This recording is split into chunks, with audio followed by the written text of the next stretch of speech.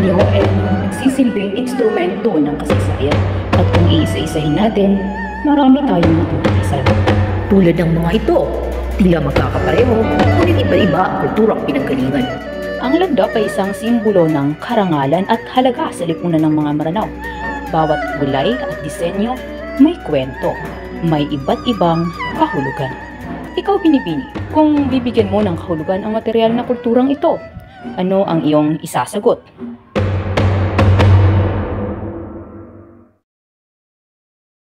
Noong unang panahon ay pili lamang ang miyembro ng lipunan ang maaaring magsuot ng mga ito. Tinutukoy rin nito ang taas ng posisyon na nagampanan sa lipunan ng isang bai o dato. Depende sa kung anong kulay ang kanilang isinusuot. Ang landap ay ang pagkakakilanlan